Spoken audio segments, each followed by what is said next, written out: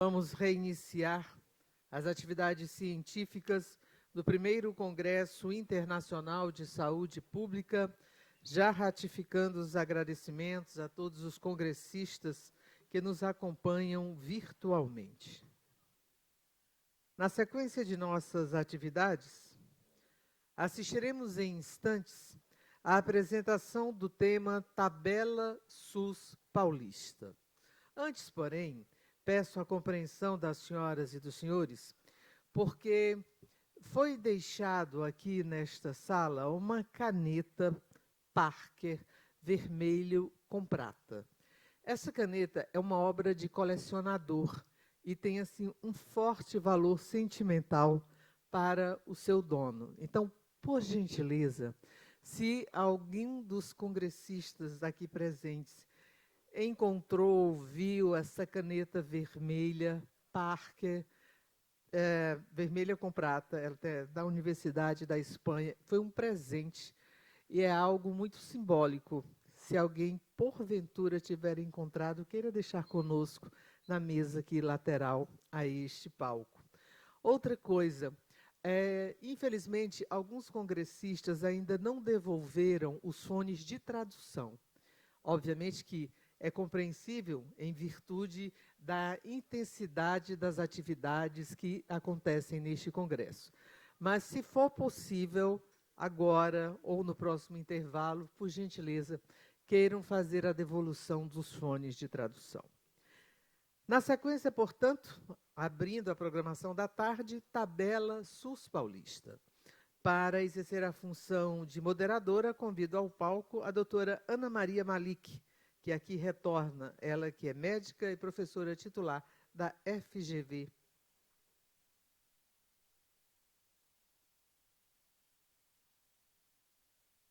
E que recebe o carinho da plateia pelos aplausos, não é?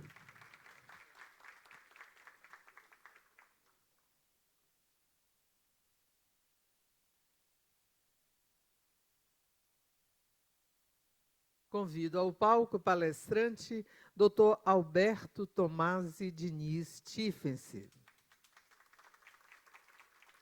analista de dados em saúde pública, coordenador da Tabela SUS Paulista, programa que apoia mais de 800 instituições de saúde no estado de São Paulo. Para sua saudação ao nosso insigne palestrante, com a palavra a senhora moderadora dos trabalhos, doutora Ana Maria Malik.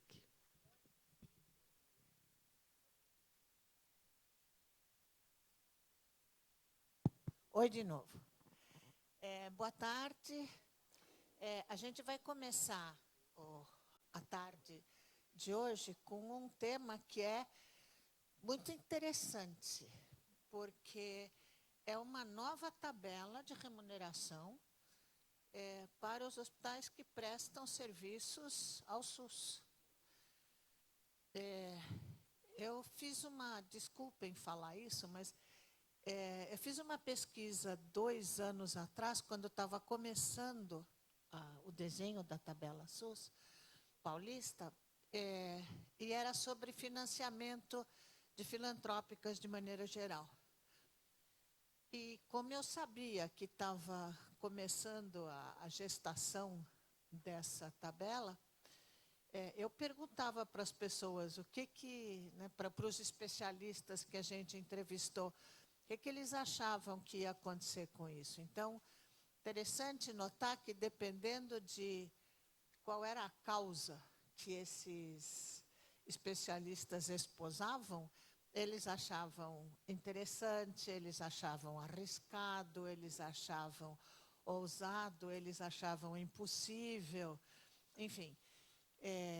E aí passou-se o tempo, e o que a gente consegue ver é que, pelo menos, os serviços no estado de São Paulo estão mais satisfeitos. Falta dinheiro para pagar a assistência médica hospitalar? Falta, mas parece que melhorou. Mas não é assim, não é só que melhorou, né? Então, não sou eu que vou fazer a palestra, é ele, mas tem uma série de critérios que estão por trás dessa tabela. E eu acho que isso que é o que importa. Quer dizer, não é mais dinheiro, é mais dinheiro para o quê e mais dinheiro como, né? Tem a ver com o que a gente tinha discutido pela manhã. Por um lado, a questão da prioridade e, por outro, a questão de como é que a gente vai verificar como o dinheiro foi gasto, com que tipo de desfecho e com que tipo de efeito. Então, isto posto, eu acho que está introduzido, né, o que você vai falar. Estou ansiosa. Boa tarde, mas já está quase concluído. Obrigado. Foi muito curto. Pessoal, eu vou falar de pé porque eu me sinto mais confortável. Bom, eu sou Alberto Tomás e atualmente sou o coordenador da Tabela SUS Paulista. E eu vou trazer aqui os conceitos que moldaram a tabela, como é que foi a implantação e tudo mais. Mas, quando a gente fala da Tabela SUS Paulista, ela é apenas um dos instrumentos do fortalecimento do SUS no estado de São Paulo. Né? Hoje pela manhã, tanto o doutor Denizar quanto o ex-ministro Taixe falaram das prioridades. Quando a gestão do governador Tarcísio, do secretário Eleusis, assume, e aqui não é uma crítica às gestões anteriores, mas por causa da pandemia nós estávamos com um sistema desregulado. Né? Então, a regionalização tinha sido enfraquecida e tudo mais. Então, o primeiro ponto de partida é o fortalecimento da regionalização. Então, constituíram-se, até o momento, 3 rodadas de regionalização, onde toda a direção da secretaria foi quando começamos, eram 17 macro-regiões, hoje já são 19, porque foi um arranjo. E, ouvindo eles, é que surgiram 3 programas que hoje, só vou falar da tabela paulista, mas apresentar os outros 2, que servem para o fortalecimento do SUS. Então, da regionalização, de ouvir o território, a gente tem a tabela SUS Paulista para os prestadores, o IGM, que é o Índice de Gestão Municipal, para fortalecimento da atenção primária. Então, o Estado começa a financiar e a cobrar resultados da atenção primária, e o fortalecimento da saúde digital. Então, esse quarteto é o que molda o fortalecimento e a ampliação da oferta no SUS, no estado de São Paulo, nesse momento. Então, a regionalização ela ocorreu em todas as regiões. Das 17 macro-regiões, nós passamos para 19, dividimos 2 em mais 2 para melhor regulação e melhor orientação dos serviços, para ser cada vez mais próximo. Aqui não é o objetivo, então vou ser bem breve. O IGM, o Estado de São Paulo tinha um financiamento de R$ 4,00 per capita para os municípios para atenção primária. A gente sai dessa lógica e passa para até R$ 40,00 per capita, mas os municípios precisam entregar indicadores. Todos os indicadores são indicadores da atenção primária, nenhum custo adicional, mas o Estado agora passa a pagar metade do valor por resultado. Então, aí nós já conseguimos alguns resultados interessantes, e talvez o mais expressivo do ponto de vista financeiro tenha sido a diminuição das internações por causas sensíveis à atenção primária. 2024 e 2025, as internações por causas sensíveis à atenção primária, elas custaram para o Estado de São Paulo, para o Estado e municípios, R$ 2 bilhões. Então, esse é o quantitativo monetário, mas ainda tem o leito daquele paciente que não deveria ter sido internado, que tirou a vaga de alguma outra pessoa que precisasse. Então, o IGM ele passa a financiar de uma forma substancial e através de indicadores, e os indicadores são simples: acompanhamento de gestantes, acompanhamento de diabéticos, acompanhamento de hipertensos, vacinação e o acompanhamento do citopatológico, mortalidade infantil e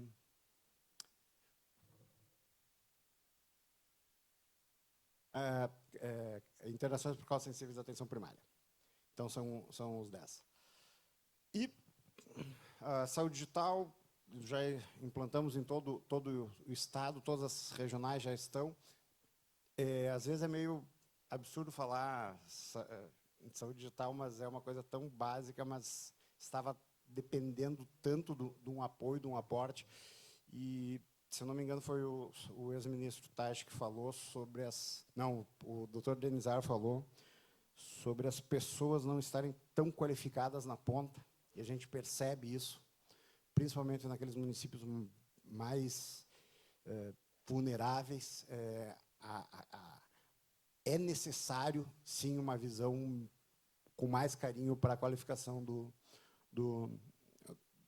dos funcionários e dos operadores do SUS. Então, agora eu vou falar, encerrado os 3 pontos que fizeram e fazem parte da tabela SUS paulista como fortalecimento, agora eu vou falar exclusivamente da tabela SUS paulista. O Estado de São Paulo é o estado mais rico da federação, isso aqui não é segredo para ninguém, mas a gente vive e vivia uma realidade muito dispar. Então, aqui eu trago 2 hospitais que eles, antes da tabela SUS paulista, eles recebiam pelos seus leitos de UTI e recebiam mais ou menos o mesmo valor por leito. Só que um estava com 98% de ocupação e o outro estava com 24%. Então, como é que tu paga o mesmo valor para serviços tão diferentes, né? E essa foi um dos questionamentos. Quando tu tem um convênio de subvenção, muitas vezes o amigo do rei leva mais. O hospital que tem um deputado mais forte, que ameaça o governador ou o secretário, não vou votar na Assembleia, leva alguma coisa maior. Então, o objetivo da tabela SUS paulista, ele passa a ser uma coisa transparente. E ele é calculado, quando a gente pensa, como é que nós vamos fazer? Ele é calculado dentro do que o Ministério da Saúde aprova. Então, vai se estudar. 85% dos procedimentos de 2008 até o final de 2023 não tinham tido aumento na tabela SIGTAP. Isso é fato, 85%. Então, temos defasagem. Junto com a FIP e com a FEOSP, que é a Federação dos Hospitais de São Paulo, fizemos uma análise de valor de mercado por grupo de procedimentos, para buscar que, dentro da defasagem do SUS, qual eram os que precisariam um maior aporte, um maior incentivo, e quais são os que relativamente estavam bem financiados. Tanto é que os transplantes de órgãos não são beneficiados pela tabela SUS paulista, porque os próprios prestadores falaram que o reajuste que o Ministério deu em outubro de 2023 já suportava os custos. Então, todos os grupos são beneficiados, menos o transplante de órgãos. E já tínhamos o valor, o tamanho da defasagem. Já tínhamos o custo. Faltava o que nos balizaria, que era o fortalecimento das políticas públicas. Então, dentro da regionalização, todas as regiões reclamaram da ONCO e da Cardio, essas 2 filas. Então, a ONCO teve 350% de aumento e a Cardio 250% de aumento. No último ciclo de regionalização das 19 regiões, apenas 2 reclamaram desse mesmo grupo de procedimentos. Ou seja, a política realmente foi eficiente. Outra questão, nós demos um aumento maior, por exemplo, no parto normal, ao parto cesárea, uma forma de incentivar. Então, o parto sai de 400 e pouco para 2.500. Então, esse foi o tripé que nos balizou para começar o cálculo. Já sabíamos a defasagem, já sabíamos os custos e já sabíamos as políticas que precisávamos beneficiar. E aqui a gente vai pela coisa mais simples do mundo. A gente tem as AIHs, a gente tem um sistema de informação robusto no Ministério da Saúde e aprovado pelo Ministério, a produção é aprovada. Então, o que foi aprovado é o que nós vamos trabalhar para complementar a tabela SUS paulista. Não tem um sistema paralelo, não tem uma outra questão. A EH aprovada é a EH que vai ser complementada. Tanto a EH quanto o atendimento ambulatorial. Os cálculos, eles não têm pequenas letras. É a quantidade de procedimentos que tu fez, vezes o valor da complementação. É isso que tu vai receber. As duas exceções são OPMs, que a gente incorpora, e quando tem um atendimento com UTI, a gente também paga a diária de UTI, a complementação da diária de UTI. Então, assim, é um critério simples, e aqui eu vou trazer um exemplo com a Santa Casa de São Paulo, que recebe mais ou menos 9 milhões por mês de complementação. No primeiro mês, eles tiveram quase 2 milhões de divergência entre o que nós pagamos e o que eles tinham calculado. Aí sentamos, conversamos. No quarto mês, deu R$ 38,00 de divergência. Então, tipo assim, 9 milhões, R$ 38,00 de divergência mostra que é uma coisa super tranquila para todo mundo calcular. Fizemos questão, como a transparência é alguma coisa muito forte, fizemos questão de deixar tudo às claras. Então, no site da Secretaria tem os limites de cada prestador, o valor de complementação de cada um dos procedimentos complementados e o BI de todas as transferências.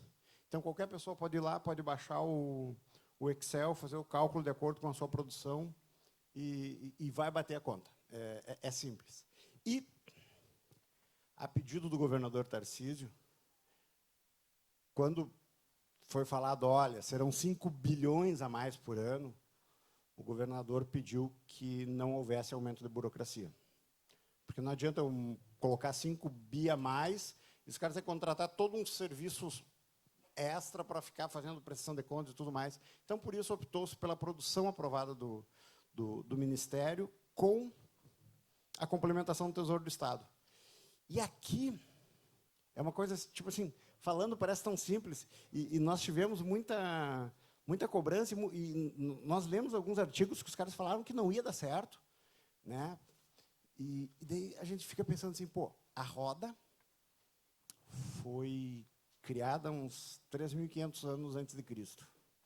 A mala que a gente viaja, foi criada em 1890, mais ou menos.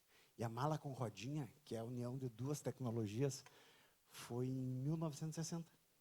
Então, a tabela SUS ela é mais ou menos isso, entendeu? Ela pega o que já existia, pega uma simplicidade e une, que era isso que precisava. O hospital não precisa ficar fazendo cálculos ou criando uma nova forma de calcular, não. O Ministério da Saúde aprovou. Se o Ministério da Saúde disse que esse atendimento aconteceu, nós vamos pagar em cima desse atendimento. E é isso. Então, esses são os 4 pilares de transparência e clareza que nos fazem ter a segurança do repasse e do repasse que é feito para quem foi efetivamente atendido.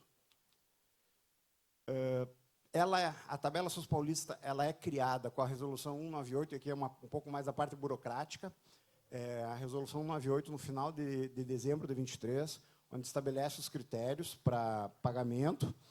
A tabela ela paga a rede complementar e os hospitais sob intervenção que entraram em alguns critérios. Um dos critérios em 2 anos tem que sair da intervenção municipal. Esse é um dos critérios. Então, estabelece o marco histórico, traz nos anexos todos os valores que a gente complementa por procedimento e todas as regras, então não há nenhum bicho de 7 cabeças. A gente volta.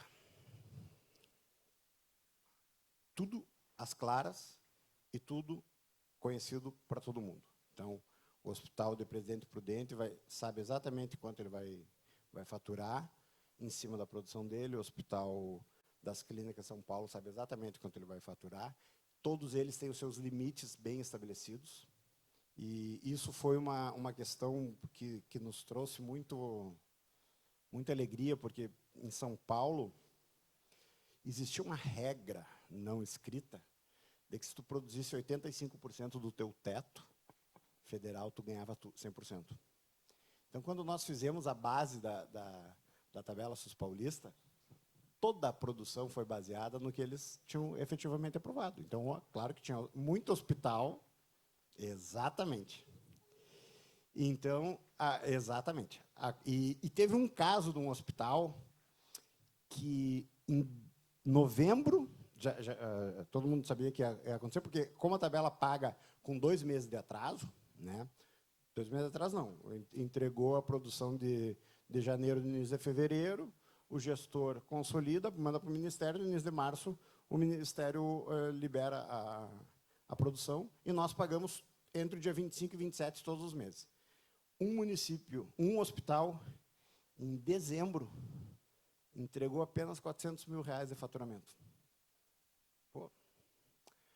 Em janeiro, quando da vigência da tabela SUS paulista, ele entregou quase 5 milhões de valor de procedimento, o que daria uma complementação absurda para ele. Mas ele não levou, ele levou até o limite dele, que era 2.300, e todo o resto ele deixou de receber. Mas ali, para nós, foi uma coisa muito certa. Eles deixaram de cobrar um parto 400 para depois ganhar 2.500. Mas, como nós tínhamos os limites, e temos os limites muito sérios, ninguém nunca ultrapassa. Já tivemos 4 aumentos da tabela, já tivemos 4 reajustes e 4 reajustes de teto. A gente chama de teto, né?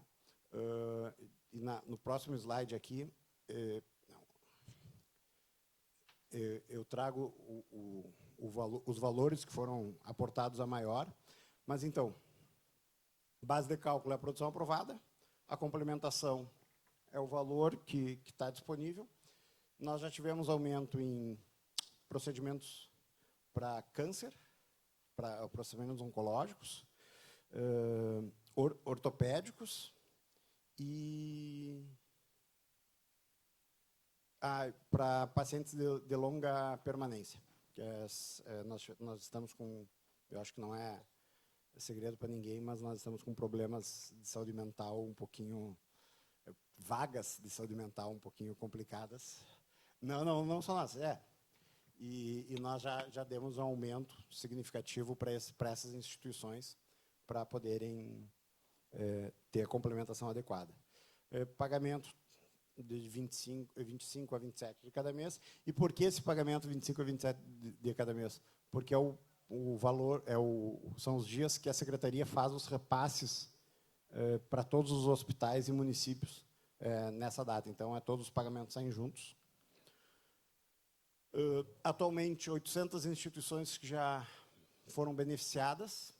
Nós estamos com um pagamento de mais ou menos uns 400 a 420 milhões por mês de complementação. Municípios da gestão, hospitais da gestão municipal, hospitais da gestão estadual e as instituições sob intervenções que atenderam aos critérios. Já tivemos algumas que saíram e algumas que entraram, mas todas elas se atendem aos critérios, estão recebendo. Aqui eu trago alguns exemplos para mostrar o crescimento que nós tivemos dos procedimentos. Então, o parto normal, e aqui o parto normal ele ganha um valor a maior, que é justamente para fortalecimento da política, né? Aqui nós começamos com 5 bilhões e 26 milhões de orçamento. Nós estamos com quase 5,2 agora, pela incorporação do que nós temos realizado e melhorado os financiamentos. Utilizamos uma boa parte disso também para a expansão de serviços. E aqui eu trago uma questão. A gente está hoje executando entre 93% e 95% do valor que a gente tem disponível. Ou seja, os hospitais realmente, não só os hospitais, mas os hospitais estão realmente produzindo e cada vez aumentando mais. E nós temos quase 300, desses 800, quase 300 já estão há mais de 6 meses estourando o teto. Uma questão muito transparente. Todo aumento de teto para algum prestador, ele segue uma única regra. a média da complementação gerada nos últimos 6 meses, menos o limite vigente. Essa diferença é o que a Secretaria da Saúde negocia para aumento. Não existe uma outra regra. Porque, assim, ó, quanto menos depender de regras indiretas, quanto mais claro for, melhor. Então, o prestador está extrapolando em 120 mil, é esse o valor que ele vai ter. Ele não adianta ele vir pedir 200, 250, que ele não vai levar. E como a gente só paga por produção aprovada, então não tem tanto problema. Aqui o nosso BI, que está disponível na página da Secretaria. Então, nesses 2 anos, 9,7 bi já foram disponibilizadas para essas 800 instituições. A complementação das internações ela é significativamente maior do que a complementação do ambulatorial, e foi uma decisão, uma prioridade que o governo tomou, que naquele momento nós precisávamos fortalecer isso. E aqui eu trago para vocês um acompanhamento interno nosso. A gente está hoje financiando 1,5 milhão de internações por ano pela tabela SUS Paulista. Um pouquinho mais da metade das internações do Estado de São Paulo são financiadas pela tabela SUS Paulista. Nós tivemos, quando a gente compara os últimos 12 meses com o ano de 2022, nós tivemos um acréscimo de 20% nas internações. Mas quando a gente vai para as internações de alta complexidade, esse aumento vai para quase 40%. 38,9%. Ou seja, demonstra que realmente está havendo um crescimento, tanto é que já tivemos que fazer expansão de serviço, aumento de limite, justamente por causa desse aumento que está acontecendo nos atendimentos. E mais do que o aumento, aqui eu trago as cirurgias de alta complexidade, nós tivemos quase 46% de aumento. Mais do que isso, a gente está melhorando a qualidade. Isso aqui, esse gráfico aqui, para mim, é um dos gráficos que mais me mostram o quanto a gente está evoluindo. Em vermelho, é o Estado de São Paulo e a média e a taxa de mortalidade nas cirurgias em oncologia. Isso desde 2008. São Paulo estava muito pior do que a média nacional. A gente se equipara e, a partir de 2023, a gente começa a se desgrudar para baixo em São Paulo. Em 2024, 2025, abre a boca do jacaré, ou seja, mesmo nós aumentando o número de cirurgias, mesmo o Estado de São Paulo fazendo a maior porcentagem de cirurgias em onco de alta complexidade, nós, pela primeira vez, entramos no top 5 do Brasil das menores mortalidades. O Ceará também está entre os 5 melhores. Então, isso aqui é um resultado que ele mostra que as instituições, nos primeiros 6 meses, nós ficamos apavorados, porque não estava aumentando como a gente esperava. Só que hoje, com 26 meses de vigência da tabela, a gente consegue entender. Nós pegamos umas instituições sufocadas financeiramente, e quando veio esse aporte extra, já era um aporte sobre o que eles estavam produzindo. Então, eles fizeram um caixa, e a partir, assim, quando a gente analisa os dados, a partir de junho, julho, agosto de 2024, começa um crescimento vigoroso no aumento, porque as instituições se restabeleceram por dentro para poder atender melhor.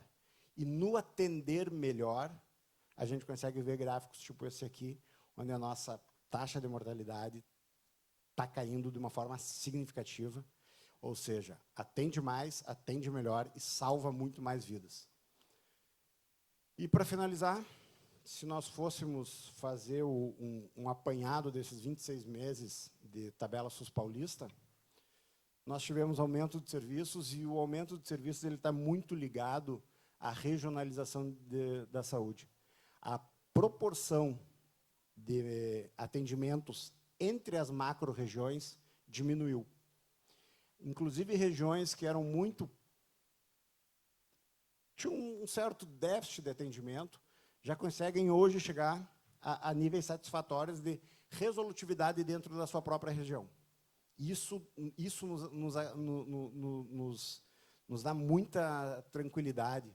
Isso, tirando algumas raças ao entorno da cidade de São Paulo, que são um pouquinho mais dependentes, todas as outras estão praticamente caminhando sozinhas dentro de uma lógica de atendimento, de resolver dentro da sua região. Batemos um recorde de cirurgias eletivas. Então, quando a gente faz a média anual dos últimos 2 períodos de governo, eles geravam ali entre 730 a 750 mil.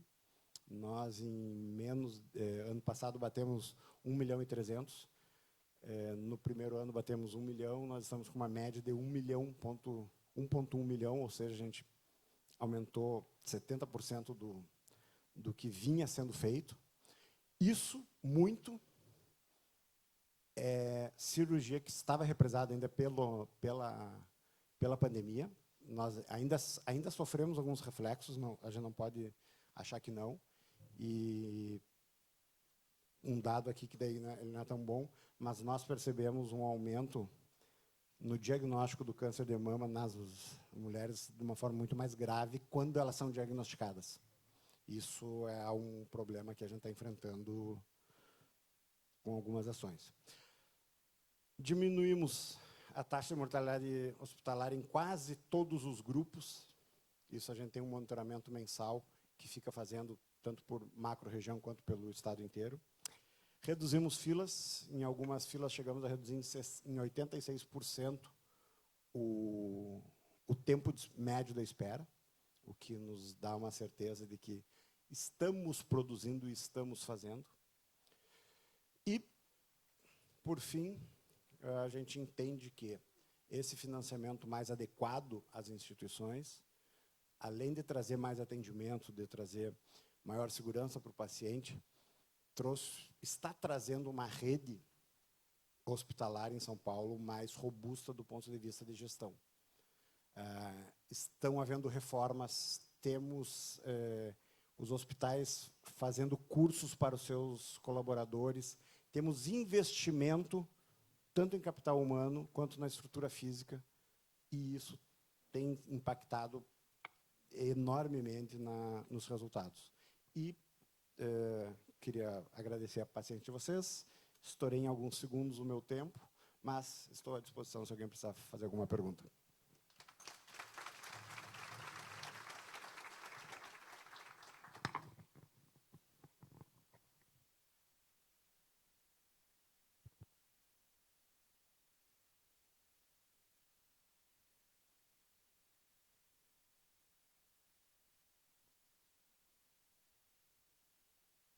Agora eu consegui.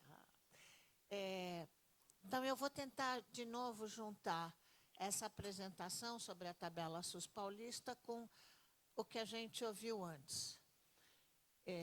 Então, a primeira coisa, acho que é importante, quando estava se discutindo Technology Assessment, né, uma das coisas que foi colocada nas definições é que precisa ter critérios transparentes. E a gente sabe, na definição de avaliação, seja como for, quanto mais transparentes ou quanto mais conhecidos os critérios e quanto mais respeitados os critérios conhecidos, mais fácil é você obter aquilo que você quer. Porque se você não conta o que você está procurando, cada um vai fazer o que acha que deve. Então, a gente precisa começar por esse caminho. A outra coisa que eu acho que a gente tem que lembrar, a Clarice colocou na primeira mesa, que a gente tem muita fragmentação entre as diferentes partes, né? Então, a atenção primária, a assistência hospitalar, a assistência de alta complexidade.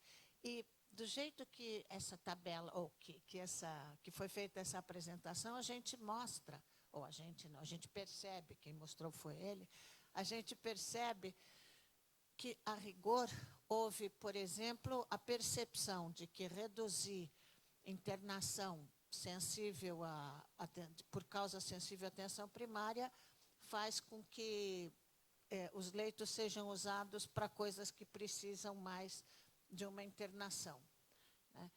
Isso não é nada como, não é uma grande novidade, mas alguém precisa fazer. Então, isso me pareceu super importante. A outra coisa que acho que vale a pena, é legal porque eu anoto as coisas, depois eu não consigo entender o que eu escrevi, mas está tudo certo. Uma coisa que ele mostrou é uma questão que se fala muito nesse tema tão batido e tão mal trabalhado, que é o valor em saúde. Ele traz a questão dos incentivos, quer dizer, quando ele mostra, olha que legal, que parto normal está sendo mais remunerado com um valor mais alto, com uma quantia mais alta do que parto cesárea, isso significa um incentivo correto, vírgula. Se a gente acha que faz mais sentido fazer parto normal quando ele é possível, do que fazer cesárea sem necessidade. Então, eu fui seca para ver quando ele mostrou esse dado. E, aparentemente, sim, quer dizer, isso é uma mudança. E isso tem a ver justamente com a questão dos incentivos. É coisa de economista? Mas trabalhar com os incentivos corretos faz toda a diferença. Quando se fala, eu vou parar de falar já para dar tempo para perguntas.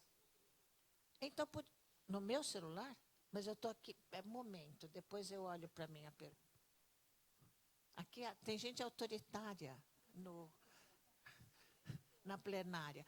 Mas o que eu ia dizer é o que assim, então, se eles têm redução de fila, se eles conseguem evidenciar que há redução de fila, senhoras e senhores, olha que coisa maravilhosa, isso significa, se existe a evidência de que houve a redução de fila, isso deve significar que houve gestão da fila. E gestão da fila é uma coisa que é raríssima na nossa área. A gente só fala que tem bastante fila. É complicado.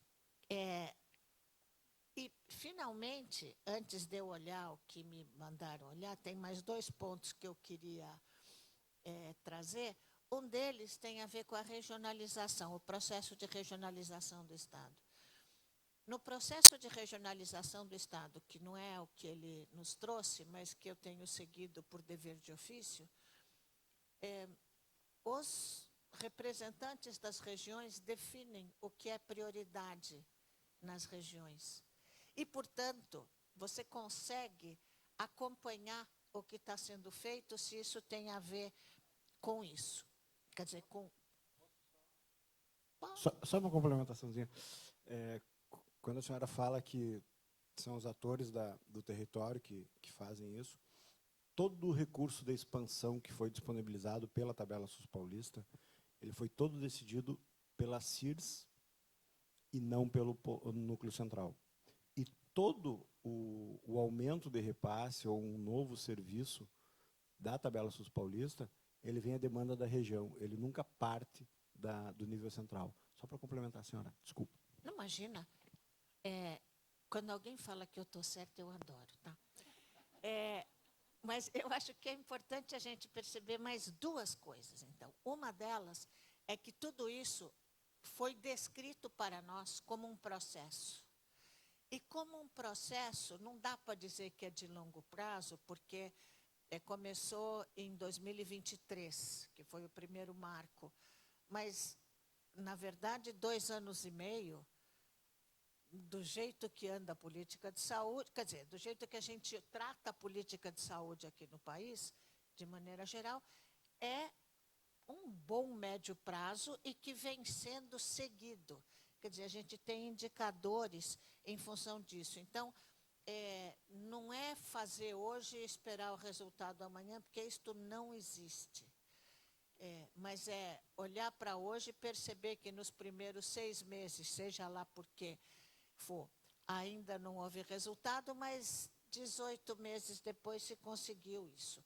Então, digamos que, sob o ponto de vista de planejamento em saúde, vai falar o meu lado professora, é um bonito exemplo, porque você consegue mostrar que não necessariamente você consegue resultados rápido, mas se você conseguir manter o que Deming, né, o pai da gestão da qualidade, o que Deming propunha como constância de propósitos, você consegue obter resultados.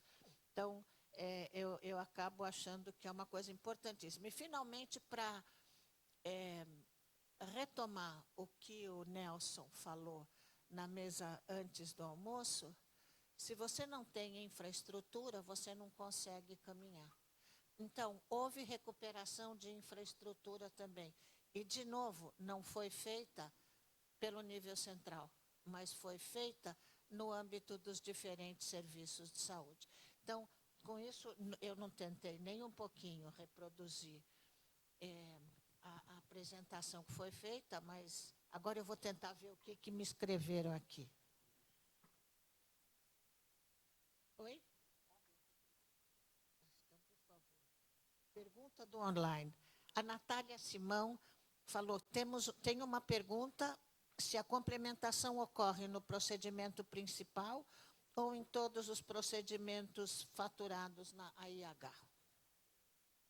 Apenas no procedimento principal, exceto quando tem alguma OPM complementada ou internação da UTI. Outra questão, antes do ministro falar, cirurgias sequenciais, a gente faz a complementação de acordo com o Ministério. Então, o procedimento que ganha 75%, a gente complementa com 75%. Faz exatamente a mesma complementação do Ministério. Mas, exceto as sequenciais e poli, é só o procedimento principal. Nelson, eu vou lhe dar a palavra. Desculpa, ele tratou de ministro, eu também vou tratar. Ministro. Alô? Pai da Vanessa, Alô? pode falar. Alô, isso. Bom, primeiro eu quero parabenizar a tua apresentação e principalmente o trabalho que vocês estão fazendo. Vocês são um exemplo de quem mudou a saúde. Vocês são um exemplo para o país. Isso é espetacular, né? Eu só queria fazer uns comentários para ti. É o seguinte, eu reparei que algumas coisas que vocês usam de indicador vêm um pouco do Previne Brasil, né? Sim. Né? Então, a minha preocupação do Previne é que ele mede muito procedimento básico, tipo medir a pressão, pedir a hemoglobina glicada. E o ideal é que você meça o desfecho clínico, né? Sei que é difícil, né? De repente o diabético amputou, insuficiência renal, essas coisas. Mas, então, por que eu estou te falando isso? O ideal, aí eu vou misturar com uma série de coisas. Quando você fala do teto, uma coisa que eu fico pensando é como você define um teto. Né? Porque senão você, às vezes, pode deixar um teto para alguém que pode produzir muito mais e com mais qualidade. E você limita isso com o teto. Porque, na prática, quando você medir desfecho, você vai conseguir entender quem entrega mais, tanto em número de procedimento quanto de benefício clínico. E essa instituição tem que ser uma referência para as outras. E talvez você possa ser mais flexível no teto para ela, porque ela vai poder expandir. Então, isso é uma preocupação. Outra coisa que eu ia comentar contigo é sobre a parte de mortalidade hospitalar. O ideal é que você defina a mortalidade tanto por taxa quanto por absoluto. Por quê? Porque se você reduziu a fila para a cirurgia mais simples, a mortalidade, a taxa vai cair, porque a mortalidade de doença mais simples é menor. Então, você tem que tentar trabalhar isso também por faixa e por... Né? E outra coisa que eu ia te falar, que era a última, é o seguinte. Uma coisa que a gente tem muita dificuldade hoje, que seria o ideal, que é caminhar para a linha de cuidado. E aí o ideal é que a informação esteja centralizada na pessoa, para você ver como é que ela caminha no sistema. Como vocês já fizeram tanta coisa diferente, talvez fosse uma forma de mudar esse jeito de, entendeu? De pagar e de entender o que está acontecendo com as pessoas, porque vocês têm feito coisas muito diferentes e que têm funcionado muito bem. Então, talvez vocês tenham capacidade para isso, de começar a trazer essa informação para a pessoa, porque quando você fala em linha de cuidado, você tem ambulatório, você tem... Eu uso muito a FOSP de vocês, né? Então, por exemplo, aquela parte em que você tem percentual de estadiamento, é uma coisa que você mapeia acesso de diagnóstico. Quando você vê mortalidade, você vê acesso de tudo, do diagnóstico. Então, eu acho que esse tipo de coisa onde você consegue identificar pessoas, você detectou o problema da LGPD, anonimizar, tudo isso, mas você começar a mudar a estratégia do banco de dados de saúde, entendeu? Eu acho que isso é uma coisa que vocês talvez tenham condição de mudar. Isso seria mais uma referência e mais alguma coisa para o país. Entendeu? Mas o trabalho de vocês é espetacular. Parabéns. Parabéns mesmo. Obrigado. Vamos por partes. Tínhamos 3 indicadores do Previne Brasil que foram descontinuados pela atual gestão, e aí tivemos que fazer a mudança, todos eles foram alterados. Quando foi criado o IGM, era uma forma de suportar aos municípios um recurso que eles, naquele momento, não tinham. Só que também não queríamos sair de R$ 4,00 para 40 sem nenhum tipo de critério. Então, foram adotados algumas linhas para atender os mais vulneráveis. Então, vacinação em menor de 1 ano, tu atende as crianças. Citopatológico, tu atende as mulheres. Gestantes, com o pré-natal. Diabéticos e hipertensos. E mortalidade infantil. Então, tu pega as linhas mais vulneráveis. Hoje, o IGM ele já avançou para alguns outros procedimentos, alguns outros indicadores, muito porque o Previne Brasil não tá mais vigente. E, a partir da hipertensão e do diabetes, nós começamos a ter um monitoramento maior, e daí um monitoramento interno da reinternação hospitalar. Então, nós temos alguns municípios que são, e é incrível, porque tu sabe qual é o município que não está fazendo. E nessa troca de gestão, nós tivemos uma pessoa que saiu de uma secretaria e vai para uma outra secretaria, e a outra secretaria ela começa a ter uma quantidade de reinternação muito grande. A liderança, não adianta, leva. Quanto à questão do teto, toda vez que eu falei do teto, eu me referia, talvez não esteja o melhor termo, mas eu me referia ao limite mensal de complementação da tabela SUS paulista. Não o teto financeiro, o teto MAC, porque dos prestadores de gestão, sob gestão estadual, a gente tem controle, mas da gestão municipal a gente não tem o controle. Então, a gente não sabe efetivamente qual que é o que cada um fez. Mas nós temos um acompanhamento de quem está entregando, quem não está, e nós fizemos internamente separação de todo pequeno, médio, grande e porte especial, com e sem UTI.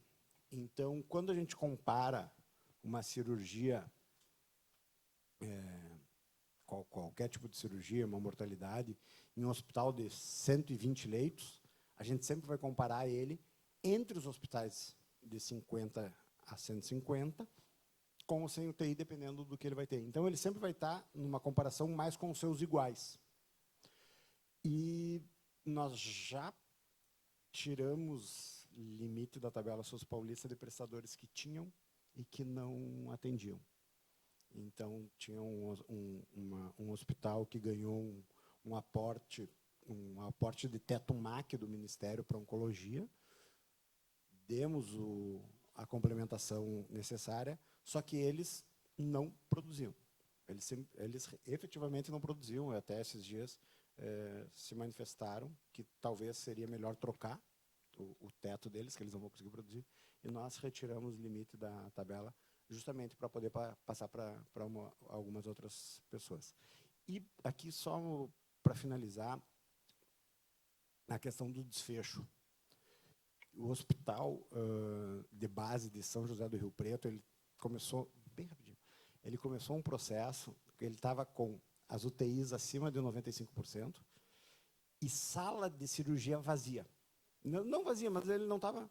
Eles fizeram toda uma análise de quais cirurgias eles poderiam fazer mais rápida, sem UTI, e aumentaram em quase 30% as cirurgias, sabendo quem eles poderiam atender e reduzindo a fila ainda mais. Tá bom? Obrigado.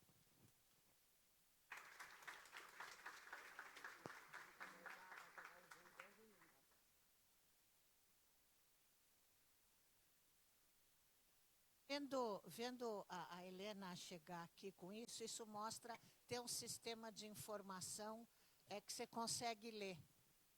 Ou Gente, seja, é porque o tava doutor na hora de Mozart vai pegar um terminar. voo em 10 minutos, ele vai ter que entrar agora. É por isso. Olha, sabe, alguém sabe a história de Santa Helena? Sabe? Ninguém. Ela passou a vida toda atrás da cruz de Jesus. E eu passei a minha vida agora, nos últimos meses, atrás desse cara aqui, ó. Para ele estar aqui hoje. É.